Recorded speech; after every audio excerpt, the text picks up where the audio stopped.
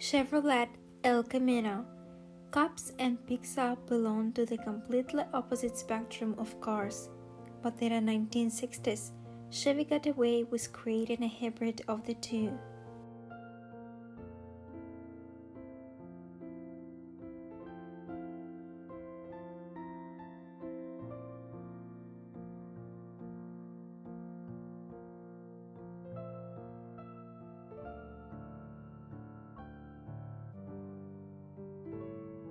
Subaru brother after the El Camino gained a reputation as a classic.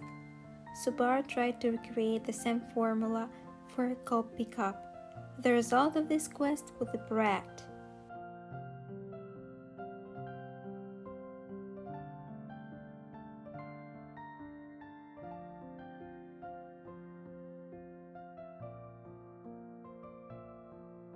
The Isetta was the first car to reach 1955 miles per gallon in 1904.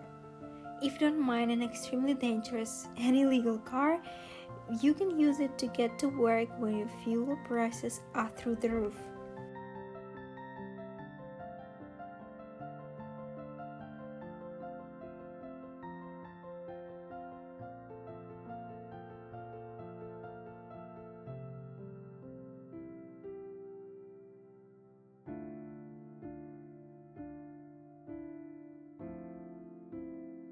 DMC DeLorean. This thing still looks sick in 2022. Imagine coming to prom in one of these in the 1980s.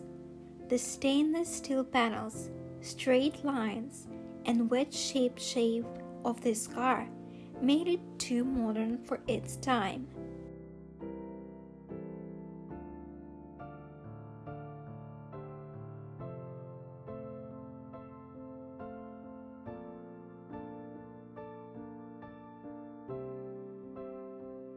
Mercedes-Benz 300 SL.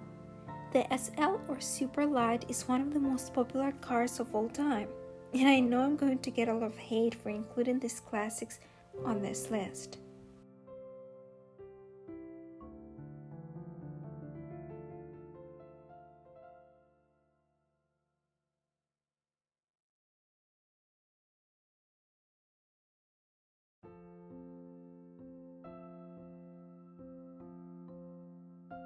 Dimaction. Despite the fact that today this thing is called an automobile, the creator, Buckminster Fuller, refused to call that. This car was supposed to be able to carry 1,000 passengers and to be able to move by land, air, and water.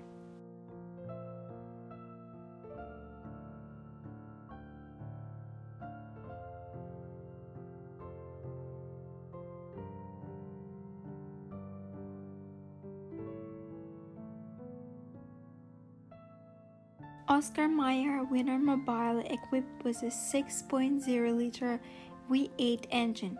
This is not only a show car, it can move at a decent speed with great maneuverability.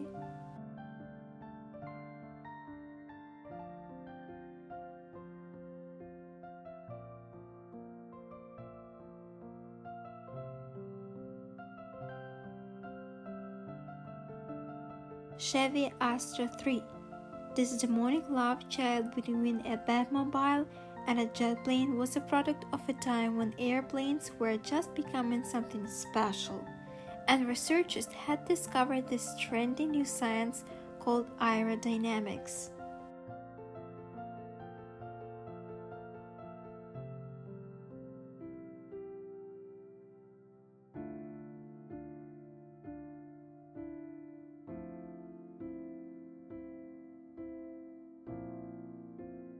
Citroën DC was one of two models produced by Citroën for many years.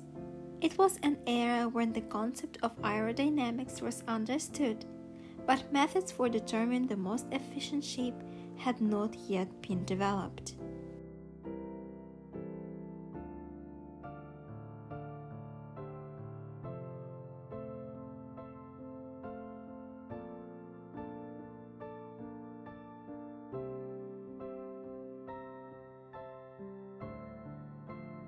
General Motors Firebird 3. If there was ever a car that was more airplane than car, this would have to be it. Firebird had a gas turbine engine, winds and tail vents, air brakes, and a fighter jet mounted joystick for steering.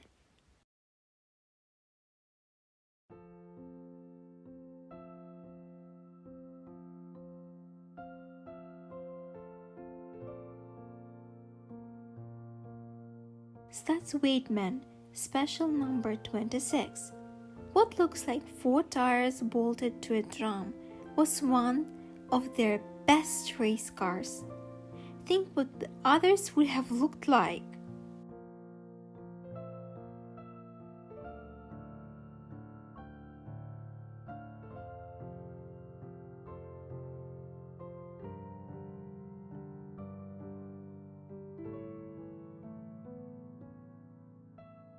The Bond bug was designed by Tom Karen for the Reliant Motor Company, which produced in between 1970 and 1974.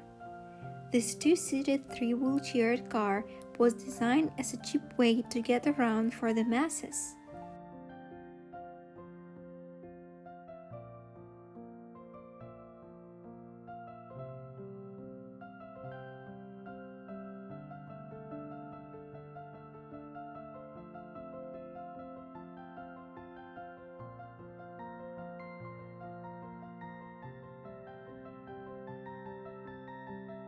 General Motors' Lee Sauber. It was 1951. The world was still recovering from the war, and General Motors came up with this monstrosity of a car, named after F-86 Le Sauber fighter jet.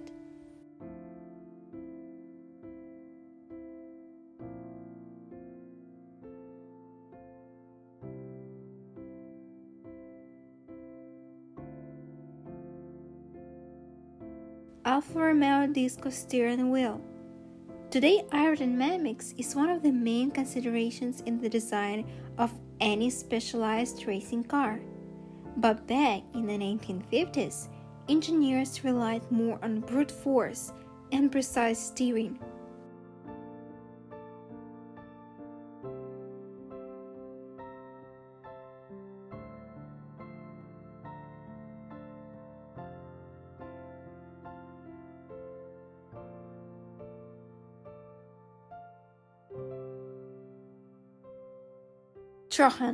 Trojan's huge head might make you think there's an engine underneath. However, the unreliable 4-cylinder two-stroke engine was actually placed under the seats.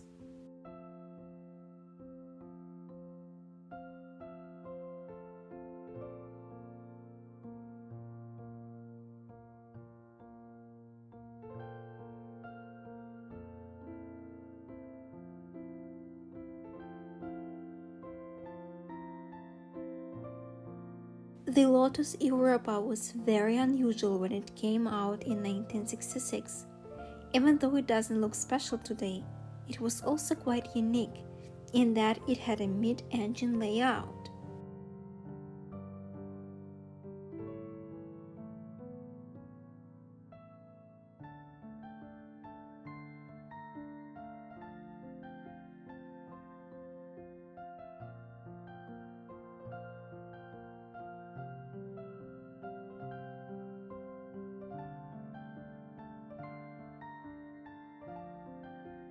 Ford Giron, even before Chevy had this ridiculous idea of making a three-wheeled car possible, Ford tried to create one whose only 2 wheels.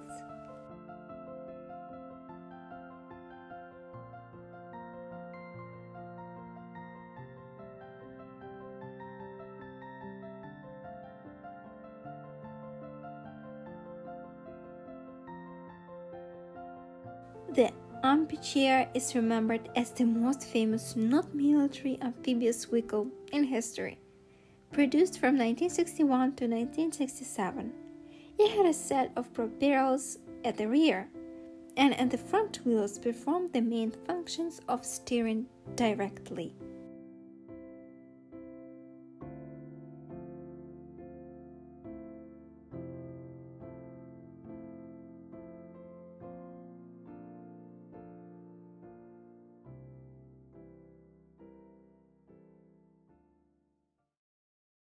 Thank you so much for rewatching.